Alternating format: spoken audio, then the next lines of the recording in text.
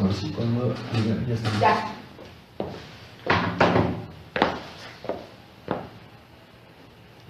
¿Tú? ¿Ya? ¿Todos listos? Listo.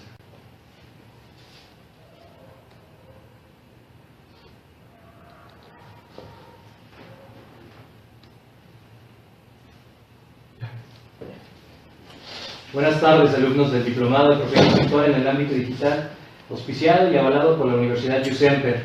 Afortunadamente, y derivado de las dudas e inquietudes que se originaron en el diplomado, tuvimos la necesidad de armar esta clase digital. Esta clase digital, sin duda, es en beneficio y apoyo a este diplomado que se impartió. Estos temas que se impartirán el día de hoy van relativos a perfeccionar lo que se vio en el diplomado. Por supuesto, dar una probadita a aquellos que no se inscribieron en el diplomado, que se perdieron la oportunidad de pertenecer al mismo. En breve se comunicará la posibilidad de tener una nueva convocatoria para ese diplomado, que muy probablemente será en línea. Esperen más las condiciones de la Universidad Jusemper. Estará publicando online cada una de las condiciones para ser parte de esta segunda generación del diplomado, que insisto, muy probablemente será en línea.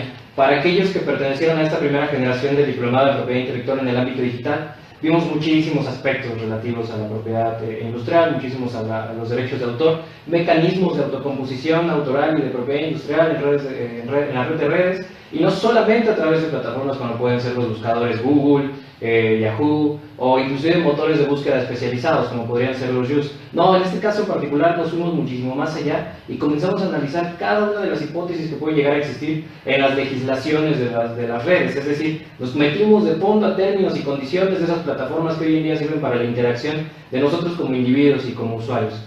La clase del día de hoy será muy simple y a la vez muy compleja.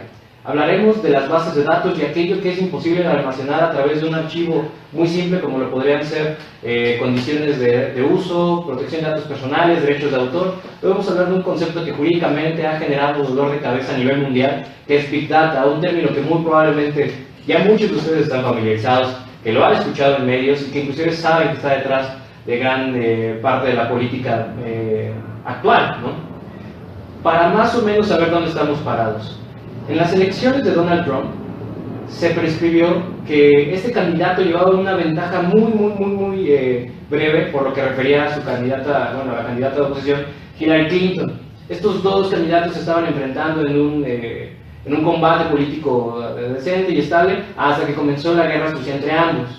¿Cómo comenzó la guerra sucia entre estos? Derivado de que una de las empresas más grandes a nivel de desarrollo y de análisis de datos personales y de datos que se generan en redes sociales, la empresa se llama Cambridge Analytica, le dijo al candidato Donald Trump: lo que usted tiene que hacer es dejar de ser tan noble con su campaña como en algún momento hubiese sido algo simple y algo humano, y comenzar a atacar a la otra candidata, pero en estos puntos en específicos, en relación con espionaje, en relación con comunicación con el gobierno ruso, y de esta manera el candidato Donald Trump supo específicamente de qué temas hablar, a qué público dirigirlo, en qué momento publicarlo y a través de qué mecanismos.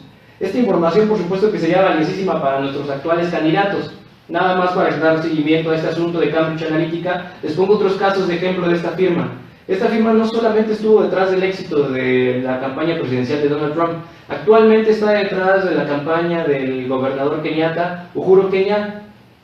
Este va a ser la segunda ocasión en la que va a buscar reelegirse y está pensando en utilizar todos estos datos que se generan en las redes para tomar las mejores decisiones en su gobierno. Ojo, hay que pensar que es muy claro que el gobierno Kenyatta está pensando en establecer una dictadura, lo cual puede ser no tan bueno para el uso de la Big Data. Otro concepto que ustedes conocen muy popular, en el cual estuvo detrás del uso de la Big Data, fue el Brexit. Este famoso asunto político en el cual finalmente Gran Bretaña tomó la decisión de dejar de pertenecer a la Unión Europea. Pues estos tres casos hipotéticos, lo que tenemos es Brexit, Donald Trump y Kenyatta, son hipótesis que ya existen en el mundo real, en el cual se está haciendo uso de esta Big Data, haciendo un análisis, una transformación y un almacenamiento de estos datos en modelos de software específicos para tomar decisiones políticas importantes. De las que les acabo de hablar, estarán por cambiar el rumbo político de nuestros gobernantes en breve. ¿Por qué? Hay algunos sitios, como el sitio de Bloomberg, que afirma que detrás de la campaña de Andrés Manuel López Obrador está Cambridge Analytica. útil para él? Puede ser que sí, y en algún momento puede significar su victoria en la próxima contienda electoral. Ahora, esto es por lo que refiere al escenario político.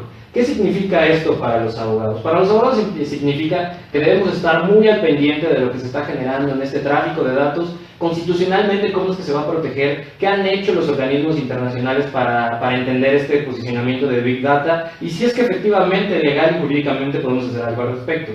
Para entender esto de manera mucho más clara, debemos ir paso a paso en el entendimiento del ejercicio de la propiedad intelectual, por supuesto. Para saber lo que es la Big Data, primero tenemos que remitirnos a los elementos que jurídicamente ya existen. Para ello me referiría al concepto de bases de datos. Estas bases de datos es un concepto protegido en la Ley Federal de Derecho de Autor.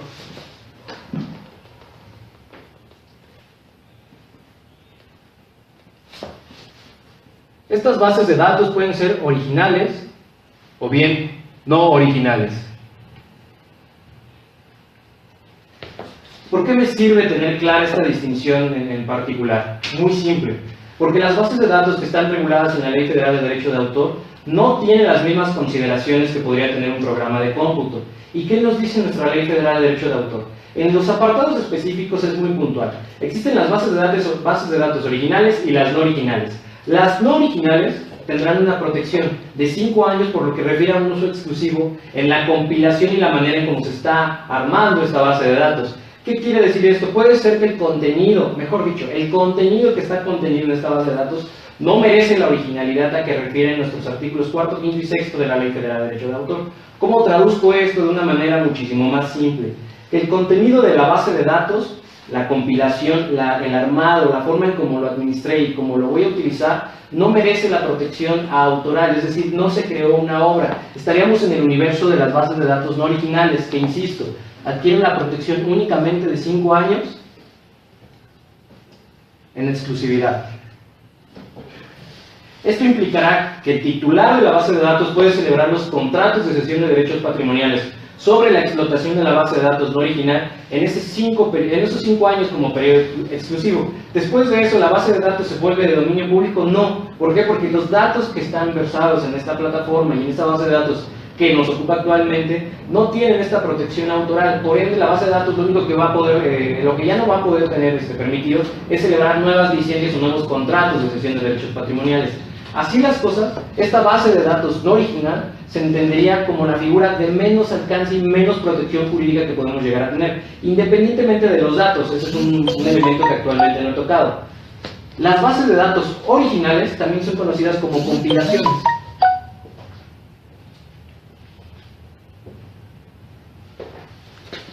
Estas compilaciones se entienden jurídicamente de mayor peso que las que te mencionaba anteriormente. ¿Por qué? Porque estas compilaciones no únicamente hacen referencia a la estructura, al almacenamiento, a la distribución, al archivo y el manejo de estos datos, sino que el contenido de esta plataforma está generando en todo momento un reconocimiento de identidad, un reconocimiento de originalidad que cruza el trinomio estructural contencioso.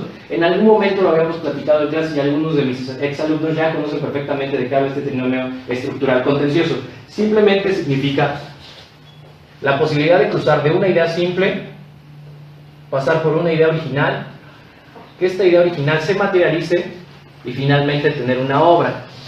Desde este aparato sabemos que las bases de datos no originales serán aquellas que no alcanzan este nivel de obra, ¿vale? Adquieren una protección en el ejercicio de los 5 años de exclusividad de derechos patrimoniales. Ahora, ¿qué pasa con estas compilaciones que sí alcanzan esta originalidad? Perfecto, podríamos decir que estas bases originales sí cruzan el trinomio estructural contencioso hasta transformarse en una obra. Según nuestra Ley Federal de Derecho de Autor, tenemos los artículos 105, 106 y 107, así como lo que se establece en el Tratado de la OMPI sobre Derechos de Autor, un tratado que administra la Organización Mundial de la Propiedad Intelectual exclusivamente para las obras de carácter digital. Nos dice que estas obras deberán de tener el tratamiento de obras literarias, por lo cual nos tendríamos que remitir a las reglas generales de las obras literarias para saber de qué manera se puede explotar, cuál es el nivel de protección, de qué manera se pueden ceder los derechos patrimoniales. Es decir, a contrario censo de lo que teníamos por el ejercicio de los 5 años de exclusividad de los derechos patrimoniales de estas bases de datos no originales,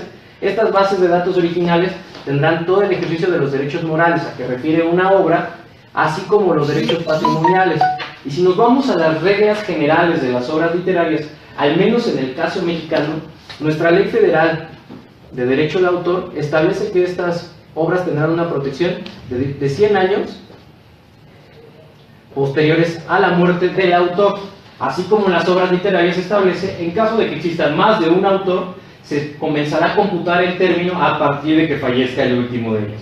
Es decir, que si tengo 3 autores, hasta el momento en que fallece el último de ellos, a partir de ese momento yo podré empezar a hacer el cómputo de los 100 años, en el momento en que yo sabré que el ejercicio de los derechos patrimoniales ya no queda reservado ni para caushabientes ni herederos. Es decir, en ese momento se transforma en una obra de dominio público, pero no solamente la base de datos y su compilación, sino los datos en ello contenidos con algunas salvedades. Estas salvedades son claras. Quizás no era necesario que la Ley Federal de Derecho de Autor lo estableciera, ya que existen otros ordenamientos y otros cuerpos normativos que nos dicen específicamente qué datos no pueden formar parte de esta base de datos. Ok, en particular podríamos saber de manera fundamental que como estas bases de datos están estructuradas con información que se obtiene de otros medios, lo que no puede ser parte de estas bases de datos son los datos personales.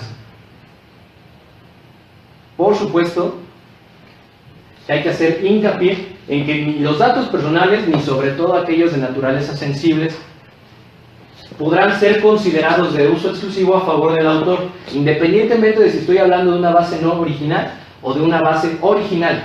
Hasta este punto quizás sea mucho tecnicismo y esté hablando de muchísimas cuestiones jurídicas. ¿En qué lugares y de qué forma estamos nosotros en contacto con estas bases de datos? Los invito a ver su celular.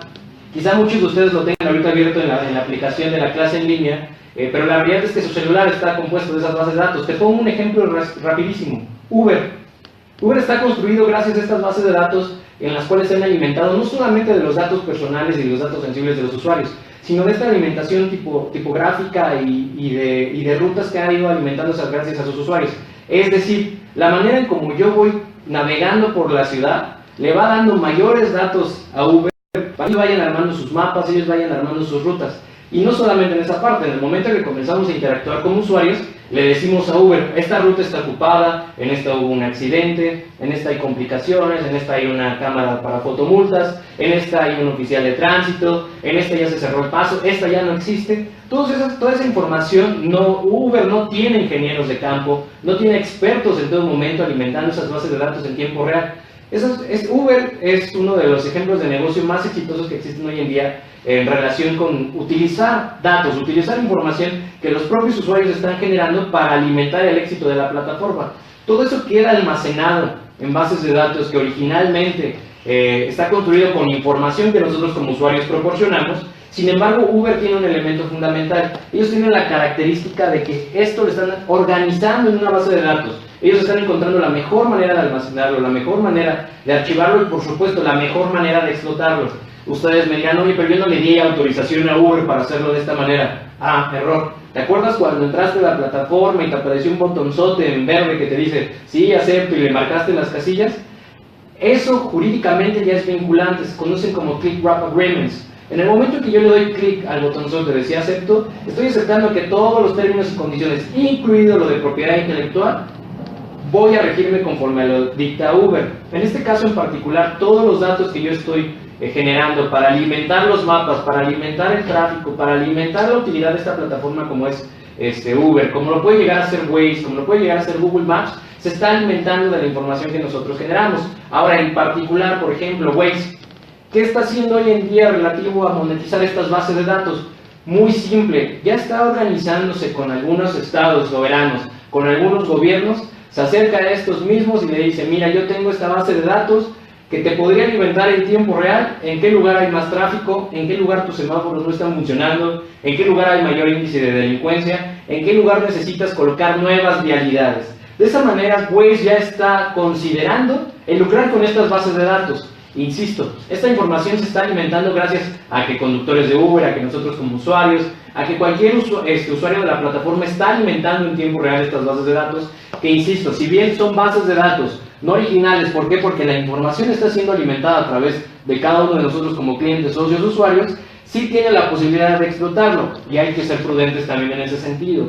Muchas de las ocasiones que nos metemos a este tipo de redes sociales no están alimentadas por legislaciones como la nuestra, que son proteccionistas, legislación mexicana, sino a legislaciones más objetivizadas, como podría ser la legislación americana. En ese sentido, es más fácil para estas plataformas como Uber, Waze o Google Maps lucrar con la información que nosotros como usuarios estamos alimentando. Y se han puesto a pensar lo valioso que puede ser para un Estado el obtener este tipo de información sin tener que invertir en ingenieros, sin tener que invertir en sociólogos, sin tener que invertir en mercadólogos. No, lo único que necesitaron es abrir la plataforma de Waze específicamente, ver esta base de datos con información no original, pero que tienen esta explotación exclusiva. Me importa, por 5 años, tener las ganancias que va a tener Waze por la explotación de este tipo de base de datos, por supuesto que se vuelve un negocio rentable. Se dice que hoy en día las redes sociales que son exitosas son aquellas que están lucrando, que están sabiendo hacer negocio con la información que se alimenta de sus propios usuarios. Es decir, no voy a generar contenido, voy a esperarme a que mis propios usuarios generen el contenido, analizaré cuál es de utilidad y con ese comenzaré a lucrar. De esta manera, por supuesto, también comienzan a analizar el camino que llevarán estas redes sociales, saber cómo se modificarán, saber cómo llegarán a un nuevo público objetivo, cómo quedarse con este público cautivo y, por supuesto, que se vuelven ya en cuestiones económicas y muy rentable para ellos. En vez de contratar un despacho de mercadotecnia, mejor dejo que mi propio público hable por sí mismo, que mis propios clientes hablen por sí, que mis propios usuarios hablen por sí, y de esta manera ya sabré perfectamente cómo alimentar mi plataforma. Es decir, sí hay un negocio detrás de estas bases de datos no originales, a pesar de lo que se podría pensar. ¿Qué pasa con estas bases de datos originales? Te voy a poner un caso que también tienes a la mano, Spotify. Muchas veces pensaríamos que llega el autor, toca la puerta de las empresas, de Spotify, y dice, oiga, por favor, señor, ¿le podría meter mi canción en su plataforma? Spotify no funciona de esa manera. Inicialmente comenzó con un catálogo muy pequeño, una base de datos muy pequeño, con contenido de características originales, aunque por supuesto esta originalidad no le pertenecía a la autoría ni titularidad de Spotify, sino que tenía cesión de derechos patrimoniales para el uso de este tipo de obras musicales. Con el avance de esta plataforma, en cuanto se dieron cuenta de que era un negocio rentable, ya existían por supuesto otras similares en la red de redes, se dieron cuenta de la posibilidad de que podían ya cerrar sus puertas, hacer una base de datos cerrada, analizar qué tipo de información valía la pena recibir, es decir, qué tipo de obras musicales vale la pena recibir. Ya no se ponían a hablar con el trovador de la esquina, ya no se ponían a hablar con el chavo que tocaba jazz los viernes por la noche en el café, no, trataban de ya buscar los artistas importantes, los artistas fuertes, de tal manera que se lograra tener una base de datos fuerte, una base de datos económicamente sostenible, que valiera la pena lucrar con ella. De ahí surgió la originalidad de una base de datos de este tipo. Ojo, en este caso la base de datos original depende también de otro tipo de estrategias, como lo es la creación de un programa de cómputo que permita la debida ejecución de esta base de datos. Así las cosas, ahí tenemos la suma de otro tipo de modalidad. En cuanto a una base de datos original, genera una base de datos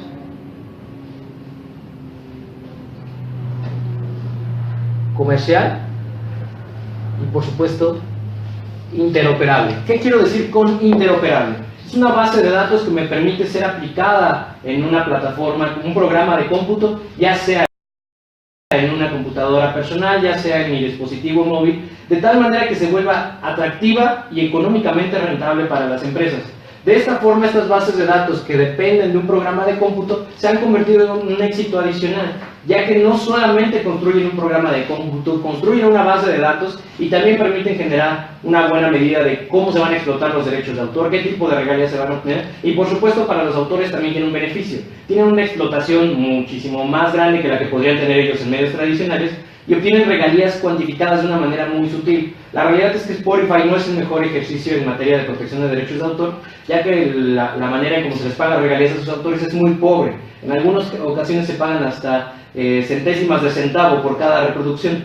Por supuesto que si eso lo llevamos a un escenario como podría ser una Taylor Swift o un Eminem, estaríamos hablando de ganancias millonarias en atención a la cantidad de reproducciones que se pueden llegar a una plataforma de este tipo. No solamente hablamos de ese tipo de negocio, por supuesto que ustedes saben que este tipo de plataformas originales también agregan publicidad y buscan otra manera de generar ganancias, es decir, no pierden ellos en ningún escenario.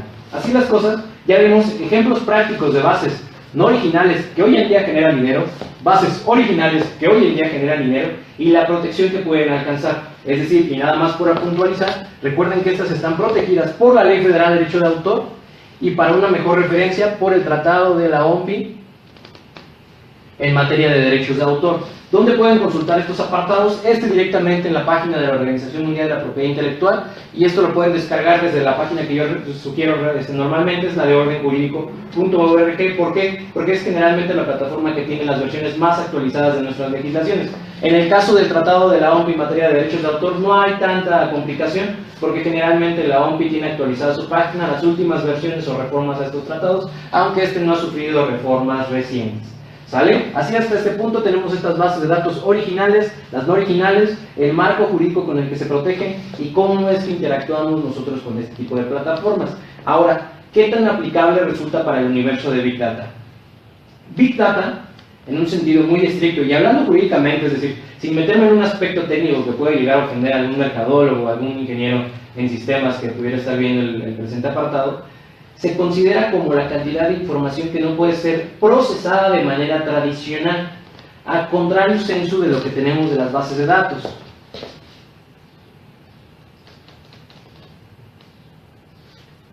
Es decir, una base de datos se considerará para este efecto un mecanismo tradicional de almacenamiento, tratamiento, archivo y distribución de la información que se genera en Internet. En tanto que Big Data es esta información que por el tamaño, por la manera en que se ha generado, no permite este tratamiento tradicional. En el caso que les puse inicialmente, es de Donald Trump ganando las elecciones, o bien el caso de Uhuru Kenyatta, o bien el caso del Brexit, estamos hablando de hipótesis en las cuales la información que se generó en Internet no permite generar una base de datos simple. Es más, en tanto se está generando la información, una base de datos se volvería obsoleta. Es decir, la información iría más rápida que la base de datos que se está generando. De esta forma, jurídicamente se han establecido ciertos límites. Para ponerles un ejemplo, en el caso de la Unión Europea se comenzó a analizar cómo es que haremos el tratamiento de esta información considerada como Big Data. Los principales lineamientos que salieron al respecto van en materia de protección de datos personales.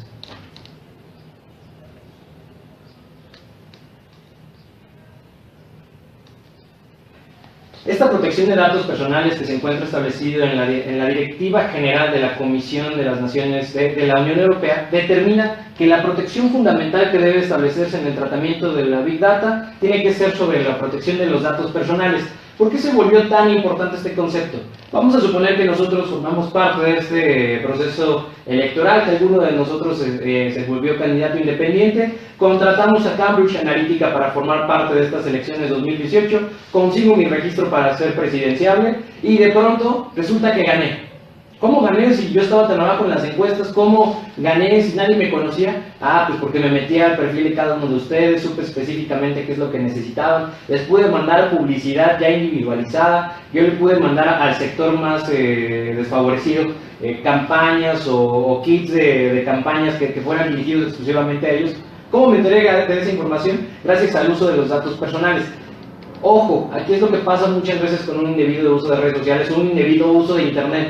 Muchas veces no sabemos cómo es que estamos liberando al mundo estos datos personales y esos datos personales que estamos liberando pueden llegar a generar complicaciones en el universo de su tratamiento. Es decir, yo de una manera muy simple puedo estar entregando estos datos personales con un simple clic y después no sabemos quién le va a dar el tratamiento ni quién va a ser el responsable de su cuidado. Si nosotros hiciéramos eso, por supuesto hubiésemos ganado la campaña presidencial, pero hoy en día no existe ningún impedimento legal para el uso de Big Data en las campañas políticas, ojo. Y esta es información que ya está generada en Internet.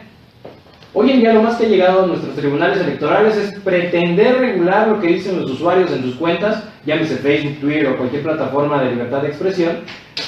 Tratan de regular cómo es lo que los usuarios lo van a hacer en esta época de veda electoral. Pero no existe hoy un ordenamiento en México que diga no podrás hacer uso de estos datos personales derivados que son una figura sensible de derechos personales de mi ciudadano.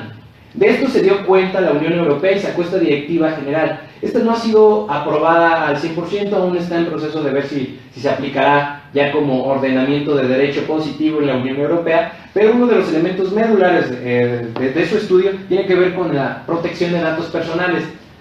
¿A qué se refiere esta Directiva General de la Unión Europea en materia de protección de datos personales? Muy puntual.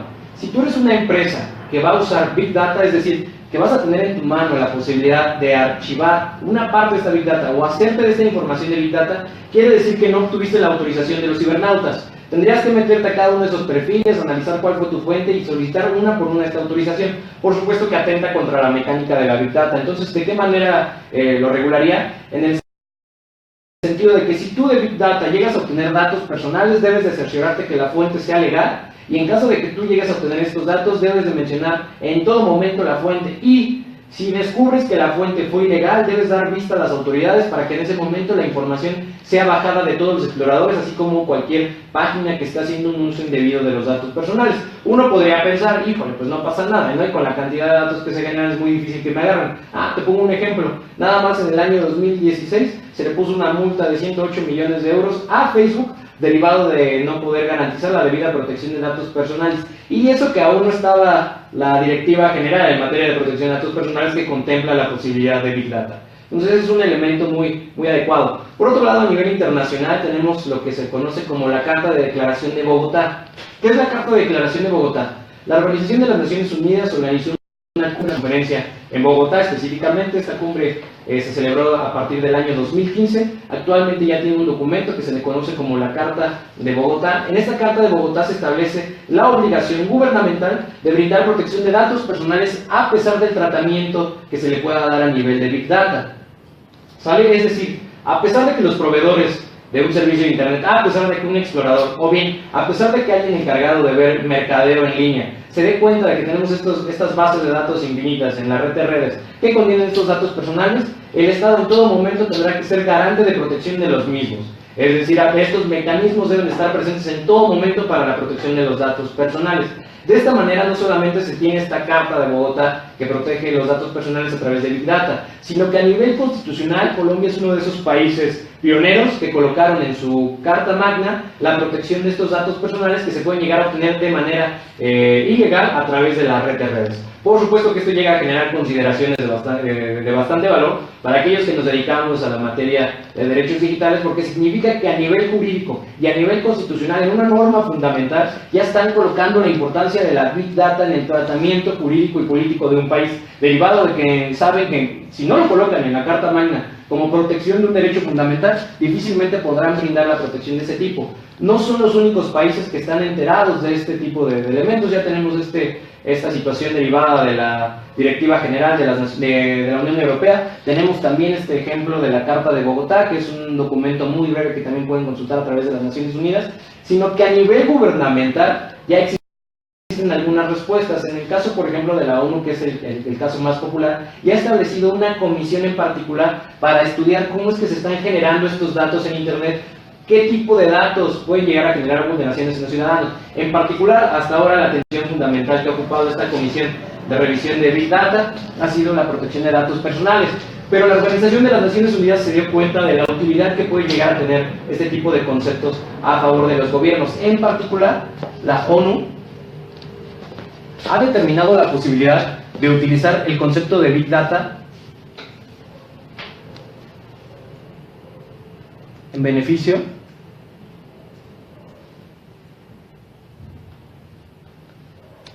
del Digital Breach. En beneficio o en perjuicio, ¿no?, del Digital Breach. Sería la intención de desaparecer ese Digital Breach. Este concepto comenzó a surgir ya en el discurso de las Naciones Unidas, derivado de la cumbre del milenio. ¿En qué consiste este Digital Breach? La ONU hizo un examen muy simple. Vamos a ver cuál es la tecnología que tiene tu ciudadano más pobre y analizaremos cuál es la tecnología que tiene tu ciudadano más rico.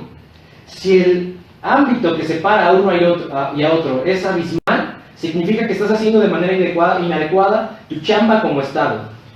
Esto a partir de que ocurrió ya de manera jurídica. En el 2011 las Naciones Unidas se les ocurrió sacar una nota breve en la que decía que el Internet ya es un derecho humano. Esto derivado de un mensaje, mejor dicho, de un ensayo y del reporte del relator Frank LaRue en el año del 2011, Frank LaRue, para que lo puedan googlear.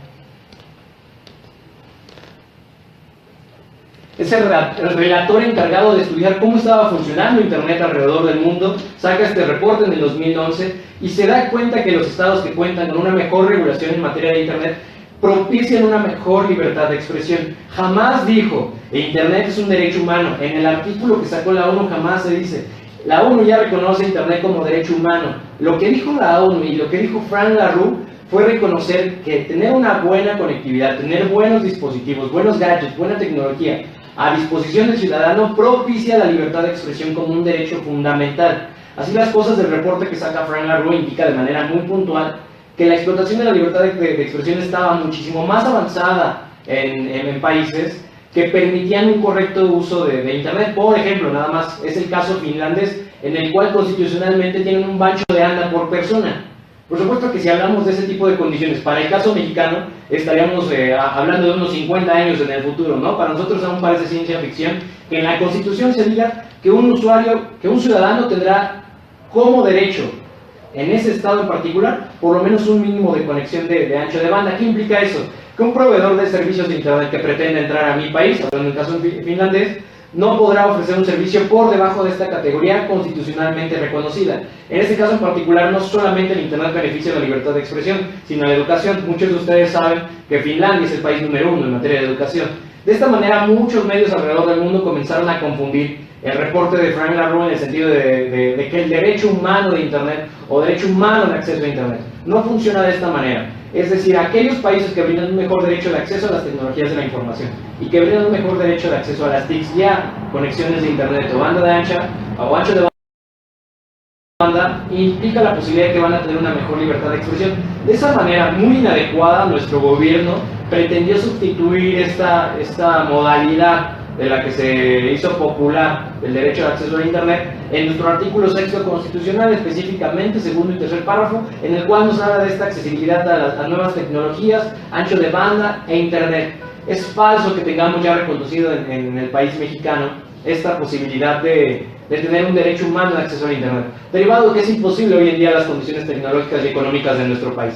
Así las cosas es puntualizar. Este Digital Bridge nos permite eliminar la distancia entre el ciudadano con la peor tecnología y el ciudadano con la mejor tecnología. De esta manera, la ONU determinó que podían sacar mecanismos a través de la Big Data para saber qué tanta información estaba generando el de menor categoría y el de mayor categoría, de tal suerte que poco a poco se pudieran ir limando ese bridge digital que afecta en gran parte de los países.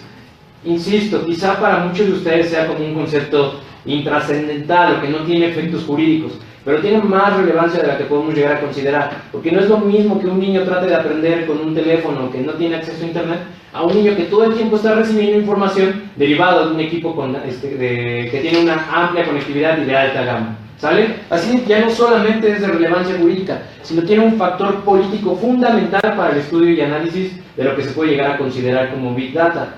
Por otro lado, ya los países han comenzado a tener estas regulaciones en particular. En nuestro país no se establece una ordenanza en particular para delimitar el uso de protección de datos personales en la Big Data. ¿Por qué? Porque hoy en día no hemos entrado de lleno al estudio. Sin embargo, ya tenemos muy puntual en nuestra Ley Federal de Protección de Datos Personales y en la Ley General de Protección de Datos Personales el uso de estos datos siempre y cuando sean obtenidos bajo las mecánicas tradicionales. Sin embargo, no establece sanciones para un uso a través de esta plataforma como puede ser Big Data. Ahora, esto es lo que ya se ha obtenido a nivel internacional y lo que legislativamente se ha ido acomodando. Según expertos en la materia, específicamente invocaré a los expertos de análisis de datos de IBM, existen tipos diferentes y modalidades diversas de generación de Big Data en atención a su fuente, es decir, cómo se están originando. No todos ellos tendrán el mismo nivel de protección jurídica, eso debe de ser muy puntual. Según los expertos de IBM, un elemento fundamental para la generación de Big Data es aquel que se genera a través de social media. ¿Qué quiere decir esto? Información que se está generando por la interacción de los usuarios en redes sociales y la manera en que estos van alimentando las redes y cómo es que las redes lo van haciendo de carácter público. Un caso, digamos aquí anecdótico, nos queda este caso de Donald Trump, o bien lo que puede llegar a ser la próxima victoria de Andrés Manuel López Obrador, ¿no? Tenemos este social media como un concepto fundamental que ya estudian expertos en la materia de Big Data relacionado como una fuente de negocio. Otra fuente de generación de datos Big Data es lo que se considera máquina a máquina. Este concepto de generación de máquina a máquina significa toda esa información de interoperabilidad entre los dispositivos, en los cuales la interfaz humana, es decir, nosotros como usuarios, no estamos generando nada de información. A ver, te lo traduzco para que se entienda este rollo tecnológico. Implica que es la información como cookies, es la información como historial, es la información de interconectividad, es la información como IPs, es la información de servidores, routers, URLs, toda esa información que implica el lenguaje en el cual hablan nuestras máquinas para poder interactuar entre sí, en las cuales por supuesto nosotros no estamos interactuando. Muchos de nosotros diríamos, ay, pero ¿de qué me sirve tener toda esa información? Por supuesto que es relevante a nivel jurídico, porque implica que vamos a poder analizar en qué países se está dando mayor tráfico de datos, en cuáles se están quedando y almacenando estos datos, es decir, en qué países están los servidores donde mayor almacenamiento de datos e información hay, de tal suerte que podamos saber dónde tenemos que atender a regular y también qué jurisdicciones serían aplicables en el caso concreto. Ahorita hablaré del caso específico de Facebook. Esos son los dos elementos que puntualmente ahorita hemos tratado. Por otro, tenemos la generación de usuario a usuario.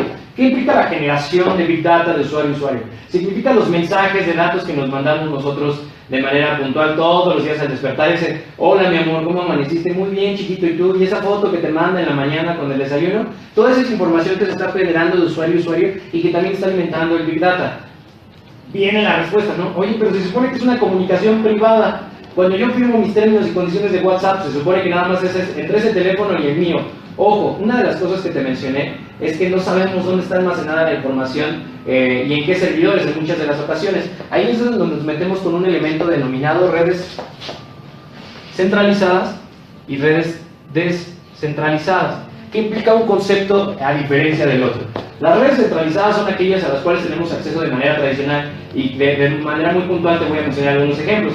Llámese el caso Facebook, llámese el caso de Instagram, llámese el caso de Twitter, llámese el caso de WhatsApp, en las cuales estas plataformas tienen un proceso centralizado que no es nada más par to par, es decir, no hay un usuario A tratando de mandar un mensaje a un usuario B, sino que existe un servidor tercero que almacena la información en tiempo real, ya sea para fines jurídicos o para fines de tratamiento de la información, de tal suerte que los mensajes que yo estoy mandando y ese, hola gordita, ¿cómo estás por las mañanas? Y esa foto medio erótica que te respondió tu pareja, no se queda únicamente entre el usuario A y el usuario B, sino que se manda a un servidor y este servidor se encarga de su almacenamiento. Este servidor está generando un almacenamiento de usuario a usuario, es decir, esta información no la generan ni los servidores, ni la computadora, ni el comportamiento de social media. No es importante no confundir la información que se genera a través de social media con la que se puede llegar a generar de usuario a usuario, porque la información que se genera de social media es el comportamiento de los usuarios, la manera en que están interactuando con las plataformas, qué publicaciones son más exitosas, de qué manera están funcionando los anuncios y la publicidad que se coloca. Es decir, es información que se genera por la interacción de la plataforma, en tanto que la información que generamos como Big Data de usuario a usuario implica los datos que tú como persona estás generando y que se quedan almacenados en esta nube de información. Insisto, muy pocos de nosotros sabemos y estamos enterados del nivel de protección, qué certificaciones pueden llegar a tener estos servidores que se encargan de almacenar este tipo de información. Así las cosas, tenemos estos tres niveles. Por supuesto que ahorita nada más estoy mencionando los tres niveles que destacan jurídicamente, pero estos expertos de IBM llegan a mencionar de 7 a 8 niveles de generación de Big Data. Para ello es importante que consideres que estos tres niveles ya están generando consideraciones jurídicas. Los que son de máquina a máquina están generando consideraciones de derecho cibernético. ¿Por qué de derecho cibernético? Implica cuestiones de ciberseguridad. Ya lo analizamos anteriormente. Big Data implica una cantidad inmensa de información que impide su almacenamiento y tratamiento de manera tradicional, como podría ser una base de datos. Pero entonces, ¿por qué es tan importante esta manera en cómo se genera la comunicación de máquina a máquina y los datos cibernéticos y el derecho cibernético? Porque implica brindar a nivel cibernético, es decir, dar los candados de seguridad suficientes para poder generar desde el punto de vista del derecho positivo este tipo de regulaciones. El derecho cibernético, recuerden, se encarga del estudio y el comportamiento de los usuarios con las máquinas, ¿vale? La manera en como nosotros como humanos le damos estas órdenes a las máquinas integradas por circuitos. En lo particular aquí nos importa saber que estas máquinas que están almacenando la información, por lo menos el lenguaje que se comunican unas y otras, permiten este nivel de protección que se estudia desde el universo de derecho cibernético. Estos dos puntos, el de social media y el de usuario a usuario, implica una protección fundamental en el universo de protección de datos personales. Hay un nivel del cual no he hablado y que por supuesto tiene que ver con un elemento que anteriormente mencioné, el relativo a protección de derechos de autor, es saber qué tanta propiedad intelectual puede llegar a estar generando en una Big Data. Ya nos quedó claro que en una base de datos puede ser original, una no original, pero en una Big Data puedo llegar a tener violaciones, vulneraciones en materia de derechos de autor, por supuesto. Otra de las condiciones que se tienen que proteger, además de los datos personales, tienen que ver con los derechos de autor. ¿Por qué se volvió relevante el concepto de derechos de autor en tratándose de Big Data? Muy simple. Por la cantidad de información que está en esta nube, en esta red de redes, en esta carretera de información, como diría Al Gore, en la cual se están generando obras en todo tiempo. No solamente las que regula nuestra Ley Federal de Derechos de Autor, sino las que regula el Tratado de la OMP en materia de derechos de autor, es decir, obras de carácter digital. De esta manera podemos estar contendiendo estos derechos de autor contra reglas que están generándose en el ciberespacio. Cuando tú te encuentras en el tratamiento y almacenamiento y en esta, digamos, disección de la Big Data, elementos de derechos de autor, son muy puntuales todas las regulaciones que mencioné anteriormente referente a la explotación de los mismos. Los derechos de autor tendrán todo el respeto que merecen, sobre todo en aquellos de sistemas de carácter subjetivo, es decir, que protegen mucho más al autor, y se tendrán que reconocer las categorías que mencioné anteriormente, es decir, los derechos morales y los derechos patrimoniales, independientemente de que en este caso el titular de la Big Data o quien está haciendo este tratamiento de la Big Data se hubiese enfrentado a esta posibilidad de obtener derechos de autor sin el consentimiento del autor, sin conocer la fuente, derivado que se encontraba en este océano de conocimiento que denominamos Big Data. En tratándose de la Directiva de Protección de Datos Personales para la Unión Europea, no hace un estudio en particular por lo que refiere a derechos de autor, derivado de que no es el objeto de estudio de este aparato gubernamental, pero en particular ya se han establecido mecanismos de solución de controversias. Hoy en día, el más utilizado a nivel internacional es el que propone el Digital Millennium Copyright Act. ¿Dónde surge este Digital Millennium Copyright Act? Bueno, este Digital Millennium Copyright Act se desprende del acta o de la ley relativa a copyright que se originó en Estados Unidos. Es decir, este ordenamiento es digital en materia de copyright, así como lo es el Tratado de la OMP en materia de derechos de autor. Este Copyright Act nos dio este origen de este Digital Millennium Copyright Act y propone dos mecanismos de solución de controversias. El primero de ellos es la autocomposición, y el segundo de ellos es el arbitraje. Es decir, en todo momento propone que las partes busquen esta composición fuera de los tribunales en atención a ciertos principios y mecanismos de legitimación de titularidad. Es decir, si yo como usuario de una base de datos o bien como usuario de una Big Data me enfrento con algo que puede llegar a tener titularidad en materia de derechos de autor, es importante saber que estos derechos de autor requieren una legitimidad. Y si en su caso me enfrento a la explotación de los mismos, requiero respetar estos derechos morales y patrimoniales. Si no respeto esos derechos morales o patrimoniales, me puedo enfrentar a uno de estos dos mecanismos. En caso de que me enfrente a estos dos mecanismos en la autocomposición, la Digital Millennium Copyright Act reconoce los títulos legítimos. ¿Qué es decir esto? Que como título legítimo tendré la posibilidad de acreditar a través de un documento expedido por una autoridad encargada en materia de protección de derechos de autor, en nuestro caso el Instituto Nacional de Derechos de Autor, para establecer un mecanismo que me permita acreditar la titularidad de la obra y que me puede servir como una prueba fundamental, en este caso como un medio de convicción privilegiado para poder derrotar a mi otra parte en un proceso de autocomposición, lo cual ocurre también en el arbitraje, en el cual yo puedo establecer las bases necesarias para defender mis derechos de autor derivado de un uso de la Big Data. Ok, esto suena muy padre jurídicamente, pero ¿cómo puedo estar 100% seguro de que el uso de la Big Data está implicando violaciones en materias de derechos de autor o violaciones de protección de datos personales? La primera tarea, por supuesto, es establecer los mecanismos de protección como los que hemos hablado. La segunda tarea tiene que ser de carácter gubernamental. ¿Por qué? Porque las entidades particulares, o inclusive las propias gubernamentales, no pueden explotar el uso de esta Big Data en perjuicio de la defensa de un derecho humano, como podrían ser los derechos de autor, o un derecho de carácter personal, como podrían ser los datos personales.